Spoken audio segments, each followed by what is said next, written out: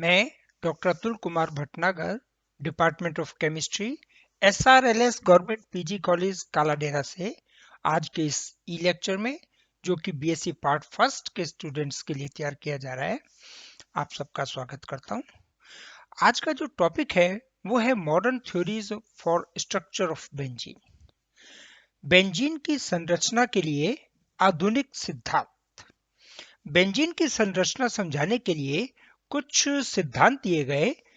उन सिद्धांतों की व्याख्या और विवेचना या उस पर चर्चा आज अपन इस ई लेक्चर में करेंगे।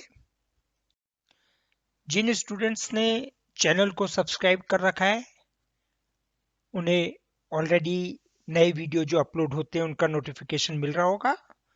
जिन्होंने नहीं किया है वो इस चैनल को सब्सक्राइब कर लें। इसमें फर्स्ट ईयर का कोर्स आपको कंप्लीट डिस्कस किया जाएगा, ऑर्गेनिक केमिस्ट्री का और एक्सपेरिमेंटल केमिस्ट्री का। चैनल में प्लेलिस्ट बनी हुई है, आप प्लेलिस्ट खोलें। प्लेलिस्ट में आपको पहले के जो ई वीडियोस अपलोड किए गए हैं वो भी वहां पे आपको अवेलेबल रहेंगे, तो आप कर सकते हैं, उसे देख सकते हैं। अब अपन इसका डिस्कशन शुरू करते हैं। इसकी चर्चा में सबसे पहले अपन बेंजीन की संरचना के आधुनिक सिद्धांत की व्याख्या करेंगे। तो आधुनिक सिद्धांत में 3 सिद्धांत माने गए हैं। पहला एरोमेटिक षष्ठक सिद्धांत या एरोमेटिक सेक्सटेट थ्योरी। दूसरा है संयोजकता बंध सिद्धांत या वैलेंस बॉन्ड थ्योरी, जिसे वीबीटी के नाम से भी जानते हैं। और तीसरा है अणु कक्षक सिद्धांत, मॉलिक्यूलर ऑर्बिटल थ्योरी। तो इन सिद्धांतों में सबसे पहले अपन लेते हैं एरोमेटिक षष्ठक सिद्धांत, एरोमेटिक सेक्सटेट थ्योरी।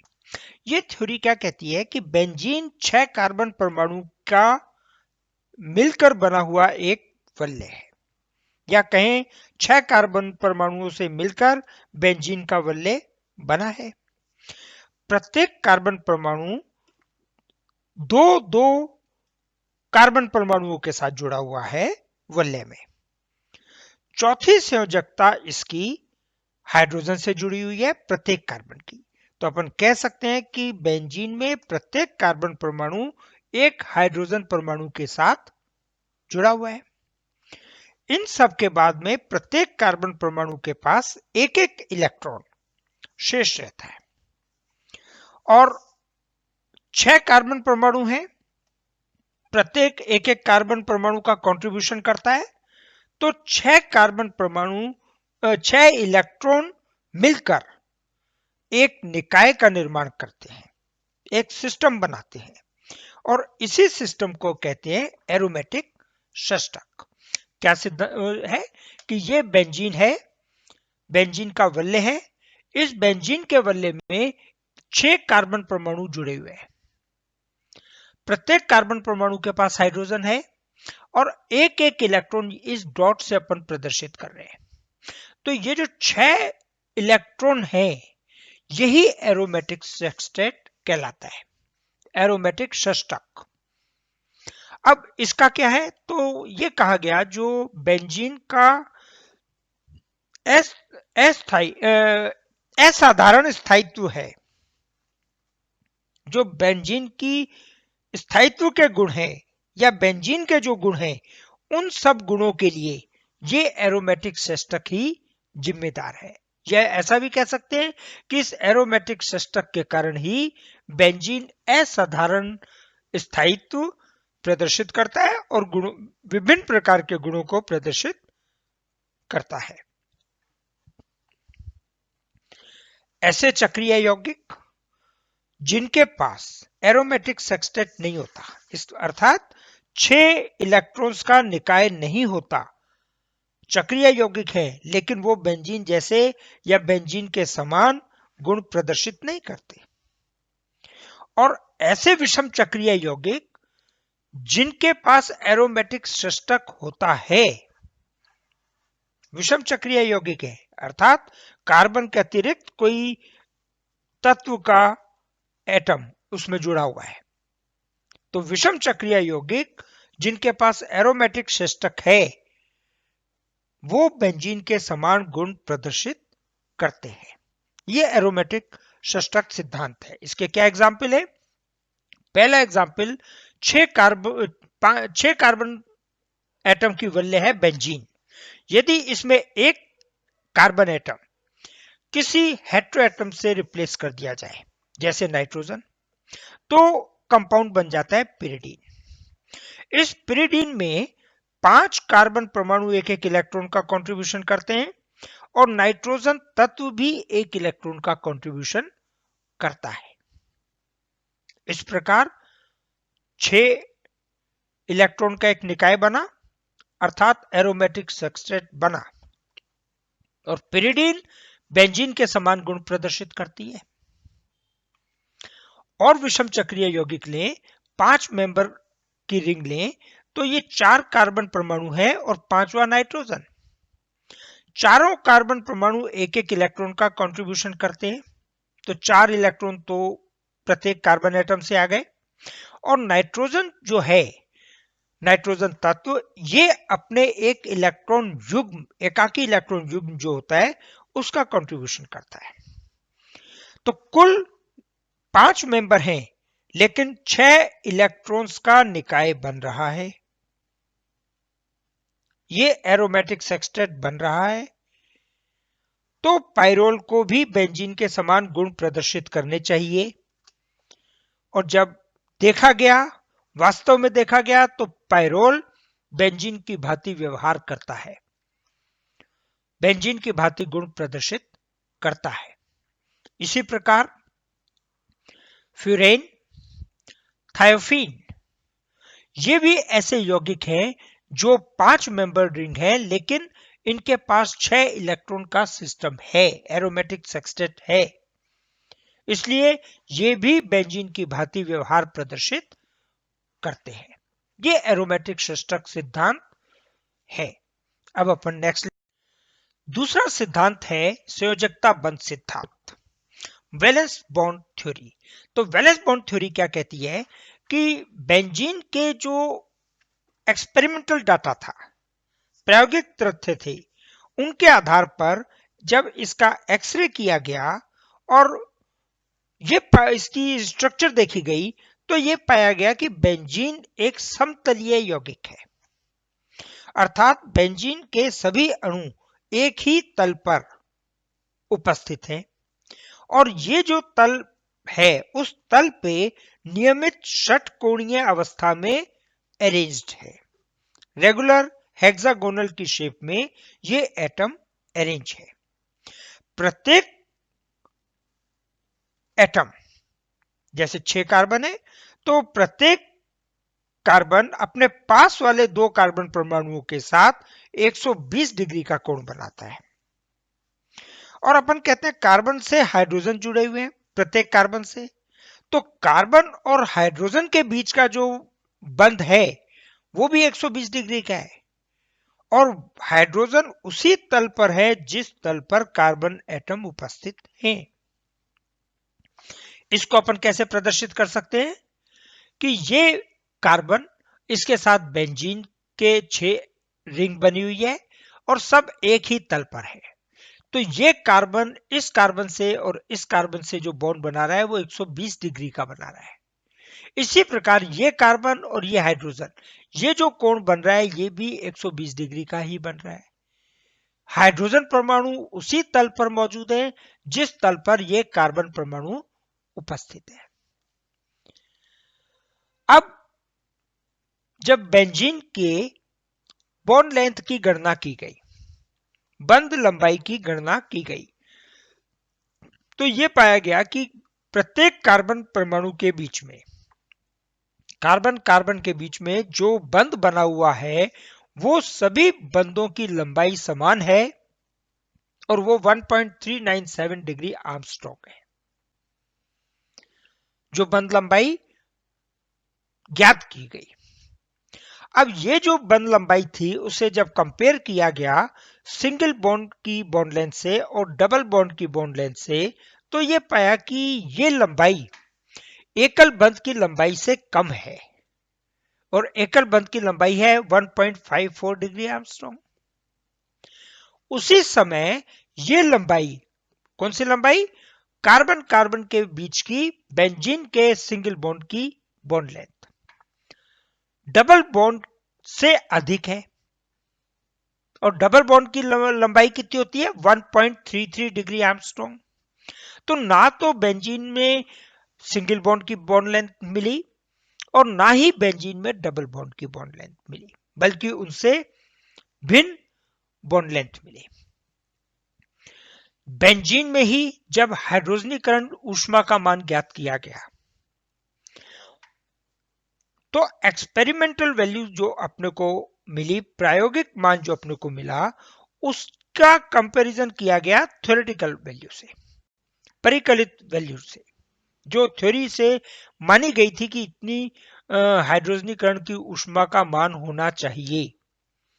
उससे जब कंपेयर किया गया तो 36 किलो कैलोरी ऊर्जा कम थी। प्रायोगिक ऊर्जा का मान या प्रायोगिक हाइड्रोजनीकरण ऊष्मा का मान थ्योरेटिकल वैल्यू से 36 किलो कैलोरी कम प्राप्त हुई। तो ये एनर्जी का लॉस कहां हुआ, इसका जवाब नहीं दिया जा सका उस समय। केकुले नाम के वैज्ञानिक ने बेंजीन के लिए दो संरचनाएं प्रस्तावित की।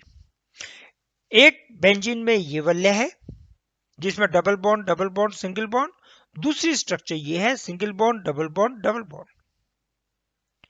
ऑल्टरनेट पोजीशन पे है सिंगल बॉन्ड और ये डबल बॉन्ड। केकुले ने इन संरचनाओं को प्रस्तावित किया और कहा कि बेंजीन के लिए ये संरचनाएं हैं, लेकिन बेंजीन की संरचनाओं को उस समय नहीं माना गया। क्यों नहीं माना गया कि मेजर जो ऑब्जेक्शन था कि यदि कोई समूह इस कार्बन और इस कार्बन के बीच में जुड़े, इसी प्रकार इस कार्बन और इस कार्बन के बीच में जुड़े, तो दोनों यौगिक अलग अलग होने चाहिए। जब बेंजीन की अभिक्रियाएं की गई तो एक ही प्रकार का उत्पाद प्राप्त हुआ। इस चीज को केकुले उस समय नहीं समझा सका। इसी की तरह डेवार नाम के वैज्ञानिक ने भी बेंजीन के लिए 3 संरचनाएं प्रस्तावित की और इन संरचनाओं के आधार पर भी बेंजीन की जो संरचना थी उसको नहीं समझाया जा सका। जो ऑब्जेक्शंस थे उनको नहीं समझाया जा सका। जब बाद में ये प्रायोगिक मान ज्ञात हुए कि इसमें सिर्फ 1.397 डिग्री आर्मस्ट्रॉन्ग की ही बॉन्ड लेंथ मिल रही है, जो कि ना सिंगल बॉन्ड की है ना डबल बॉन्ड की है, और हाइड्रोजनीकरण ऊष्मा का मान 36 किलो कैलोरी कम है, तो इन चीजों की, इन प्रायोगिक तथ्यों को ज्ञात करने के बाद यह माना गया कि केकुले और डेवार ने जो संरचनाएं दी हैं वो सही है और उन्हें माना जाना चाहिए। और एक संरचना निरंतर दूसरी संरचना में और दूसरी संरचना पहली संरचना में परिवर्तित हो रही है। इसीलिए किन्हीं भी दो कार्बन परमाणुओं के मध्य ना तो सिंगल बॉन्ड है और ना डबल बॉन्ड, ये लगातार एक दूसरे में परिवर्तित हो रहे हैं। और इसी आधार पर केकुले और डेवार की संरचनाओं को संयुक्त संरचना माना गया कि ये इन संरचनाओं को मान्यता दी गई और इन संरचनाओं को प्रदर्शित किया जाता है एक कॉमन संरचना से, जिसे क्या कहते हैं, अनुनादी संकर, रेजोनेटिंग हाइब्रिड। और ये जो रेजोनेंस है, इस रेजोनेंस को करने में कुछ ऊर्जा का मान या कुछ ऊर्जा काम में आती है। वही ऊर्जा जो थ्योरेटिकल वैल्यू है उससे कम है, अर्थात ये जो 36 किलो कैलोरी ऊर्जा थी जो कम पाई गई प्रैक्टिकली, प्रायोगिक तौर पे, उसे कहा गया ये अनुनाद ऊर्जा है, रेजोनेटिंग एनर्जी है, जो इन संरचनाओं को एक दूसरे में परिवर्तित होने में काम में आ रही है। ये वैलेंस बॉन्ड थ्योरी थी जो बेंजीन की संरचना के लिए समझाई गई। इसके उपरांत तीसरी मॉडर्न थ्योरी आई, molecular orbital theory, MOT. MOT जो है मॉलिक्यूलर ऑर्बिटल थ्योरी, उसमें समझाया गया कि जो कार्बन परमाणु है, 6 कार्बन परमाणु है, ये 6 के 6 कार्बन परमाणु sp2 संकरित अवस्था में है। ग्राउंड स्टेट में इनका इलेक्ट्रॉनिक विन्यास क्या है? 1s2, 2s2, 2px1, 2py1 और 2pz कॉलम जो है, ऑर्बिटल जो है, वो खाली है। लेकिन एक्साइटेड स्टेट में जब कार्बन क्रिया करने की स्थिति में आता है तो ये वाला इलेक्ट्रॉन 2s से 2pz कक्षक में स्थानांतरित हो जाता है, एक्साइट होकर के उस कक्षक में चला जाता है।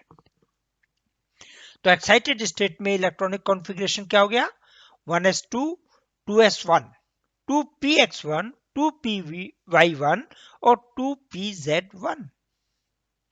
अब 1 से 6 कार्बन परमाणु जो है, या अपन कहें 6 के 6 कार्बन परमाणु संकरण प्रदर्शित करते हैं।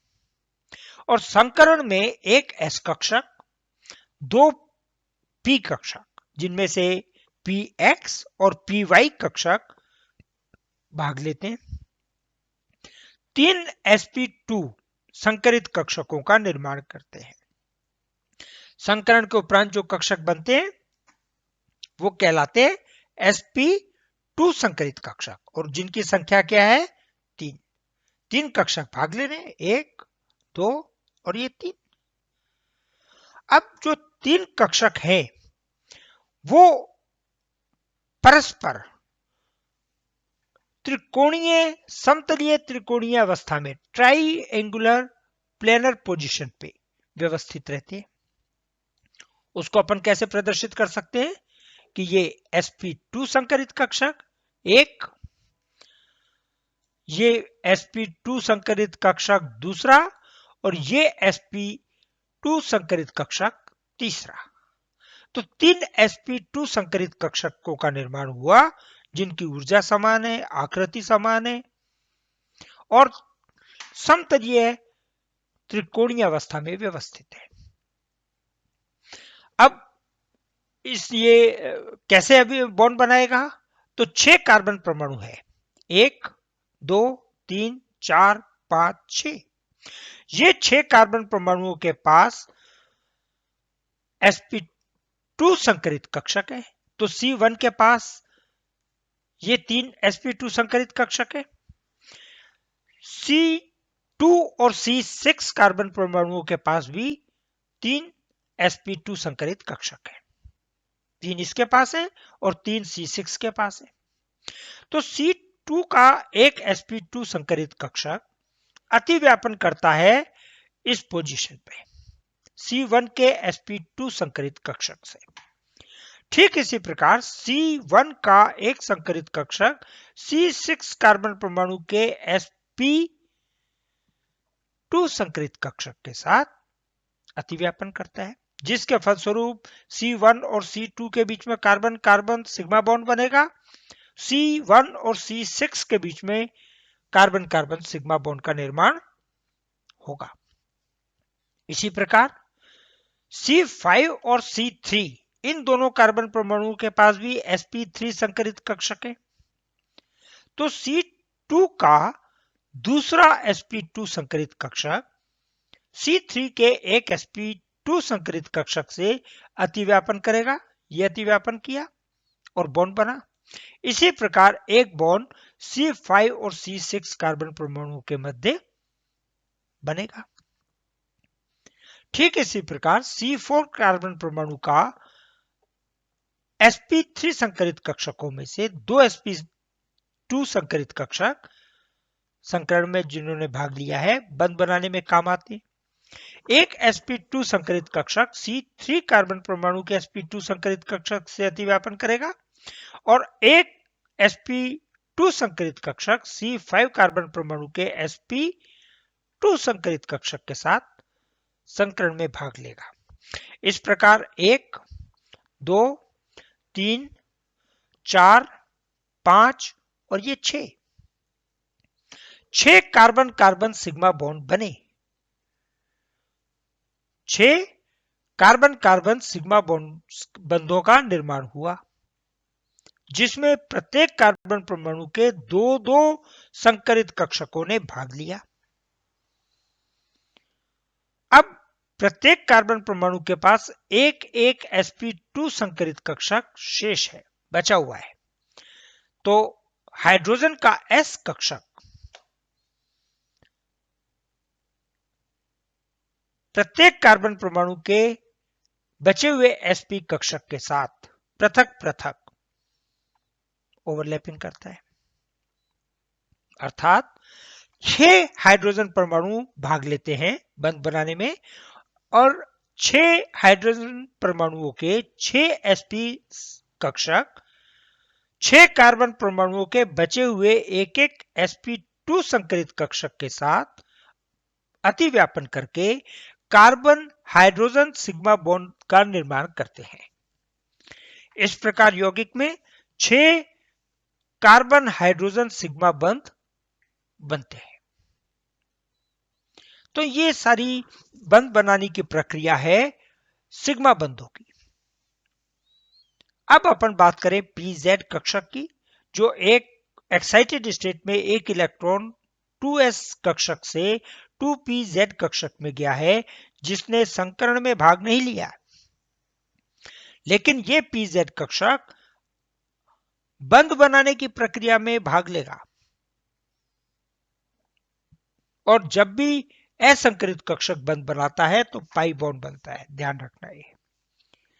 अब अपन डिस्कस करते हैं पाई बॉन्ड का बनना। 6 कार्बन परमाणु है अपने पास, 1, 2, 3, 4, 5, 6। 6 कार्बन परमाणु एक चक्रीय अवस्था में वलय के रूप में जुड़े हुए हैं। प्रत्येक कार्बन परमाणु के पास एक एक pz कक्षक उपलब्ध है। तो ये C1 कार्बन परमाणु का pz कक्षक है। इसमें ये जो कलर्ड भाग दिख रहा है, ये तल के ऊपर है, मतलब किसी आपके सामने टेबल पड़ी हुई है, टेबल पे 6 कार्बन परमाणु ये व्यवस्थित है और एक pz कक्षक जो z एक्सिस पे है इस प्रकार है कि उसका एक लोब टेबल के टॉप के ऊपर है और दूसरा लोब टेबल टॉप के नीचे है। यह तल पर नहीं है, तल के लंबवत है। C1 कार्बन परमाणु है। इसी प्रकार C2 और C6 कार्बन परमाणु के पास भी pz कक्षक है। तो C1 कार्बन परमाणु का pz कक्षक C2 कार्बन परमाणु के अथवा C6 कार्बन परमाणु के pz कक्षक के साथ पार्श्वीय अतिव्यापन करेगा, पैरेलल ओवरलैपिंग करेगा।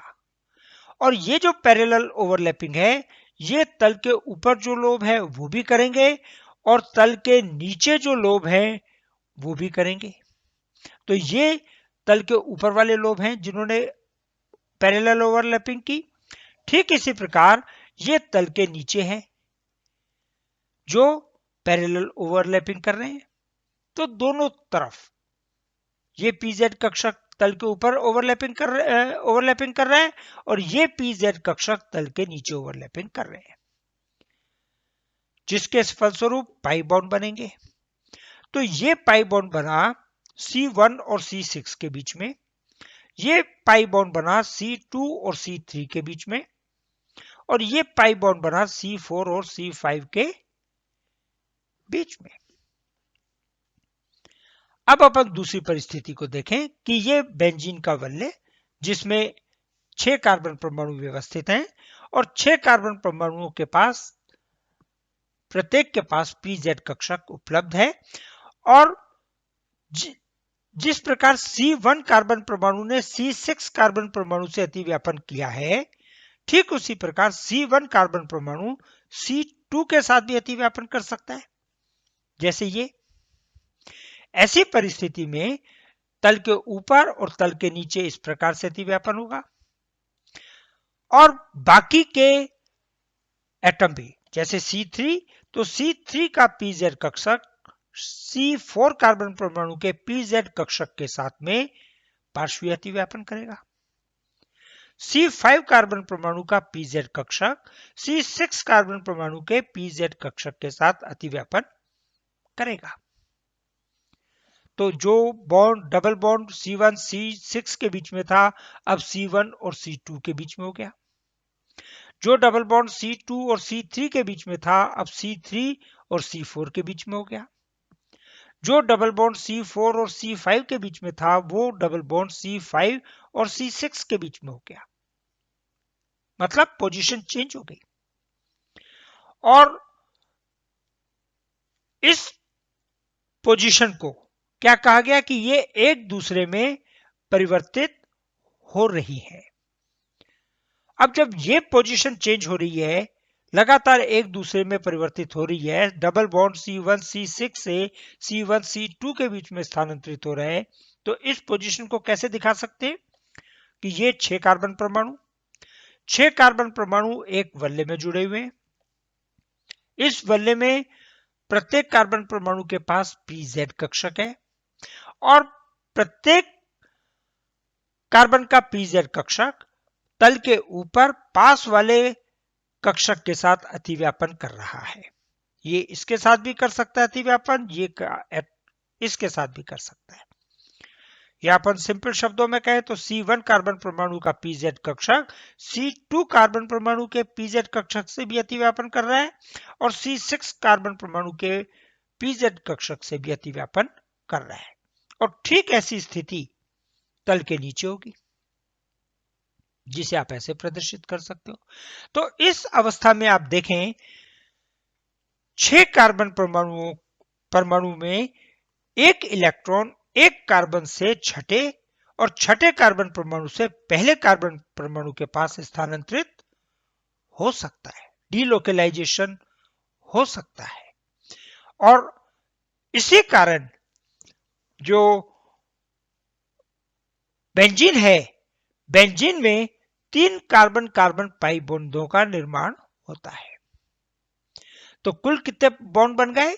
6 carbon carbon hydrogen sigma bond, 6 carbon hydrogen sigma bond और 3 कार्बन कार्बन पाई बॉन्ड। ये कुल 6 6 12 और 3 15 बॉन्ड आपके बनेंगे बेंजीन में। और इसी सिद्धांत के आधार पर बताया गया कि जो केकुले ने स्ट्रक्चर बताई वो सही है। लगातार एक संरचना दूसरी संरचना में और दूसरी संरचना पहली संरचना में परिवर्तित हो रही है। इसीलिए कार्बन कार्बन का जो बॉन्ड लेंथ है वो 1.397 डिग्री आर्मस्ट्रांग ज्ञात हुई, जो ना सिंगल बॉन्ड की थी और ना डबल बॉन्ड की थी। और इस इलेक्ट्रॉन के डीलोकलाइजेशन से बेंजीन को अतिरिक्त स्थायित्व प्राप्त होता है, या एरोमेटिक यौगिकों को अतिरिक्त स्थायित्व प्राप्त होता है। ये मॉलिक्यूलर ऑर्बिटल थ्योरी है जिसके आधार पर बेंजीन की संरचना की व्याख्या की गई।